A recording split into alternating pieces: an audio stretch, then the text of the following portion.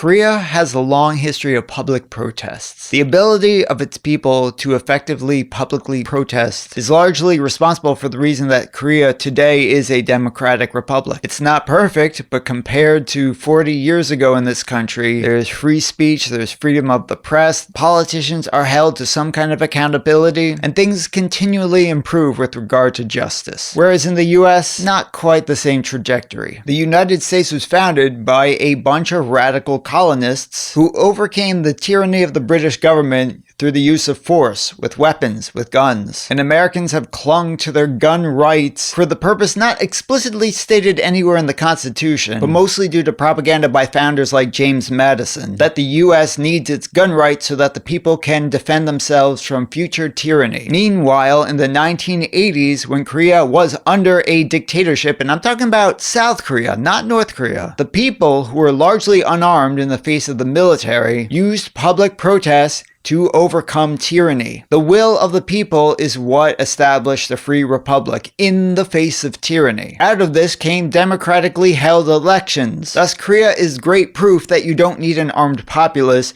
to overcome tyranny. And that is why Koreans are so great at protesting, because they recognize they don't need weapons to get their points across. And reciprocally, the government and the police force also aren't armed. So for the most part, the people do not need to fear the government when they protest, and the police who are at these protests don't really need to fear for their own lives. When you remove violent weapons from the equation, it's all about the message. At the time I'm filming this video, this past week in the US, armed right-wing protesters, or more accurately terrorists, insurrectionists, cult members, white supremacists, fascists, choose the label that you think best applies, they stormed the US Capitol where Congress is held. They used force to break through windows and doors. They forcefully pushed past barricades. They forced themselves past police officers, although police officers didn't put up much of a struggle. And when they got inside, they looted the building. Now, there are several reasons why police and security did not push back that heavily. One of the reasons is that the police and the protesters largely share the same ideology and skin color. But perhaps more significantly, it's because the insurrectionists were overwhelmingly armed. If shots anywhere by any individual started being fired, there could have been a massacre. And it doesn't benefit anyone for there to be a massacre. 5 people already died as it was without an open exchange of gunfire. But despite the ideological motivations of the police, I like to think that a lot of their reluctance to use force to push back these insurrectionists was so that a massacre wouldn't break out. Again, this is not a problem in South Korea, because the protesters don't bring weapons and the police don't have weapons. In South Korea, protests are not about terrorism. In the US, for the most part, especially this past year,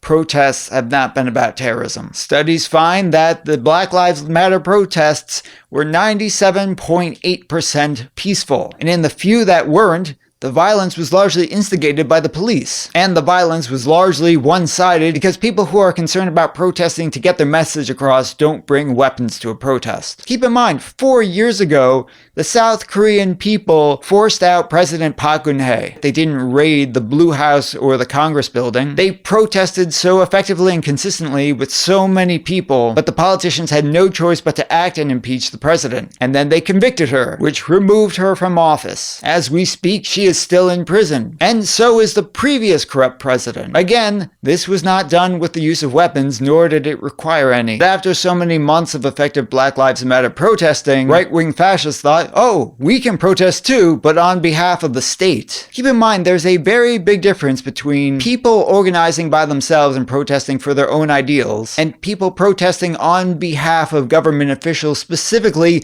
those who hold power. That is authoritarianism, and when the protests turn violent, like the right-wingers have done, that is fascism. And again, only one type of protesters are overwhelmingly armed. I wouldn't say that Americans need to take a lesson from Korea anymore because I think they're overwhelmingly doing it right. I think the concern has to be now about preventing fascism and future insurrection coup attempts. I mean, so much money goes into local police forces in the US, not to mention the defense budget. You'd think the US would be a bit more prepared for a violent coup attempt. People who actually care about justice, who actually care about law and order, are usually doing it right. People who only care about seizing power and terrorizing their targets, they are the problem.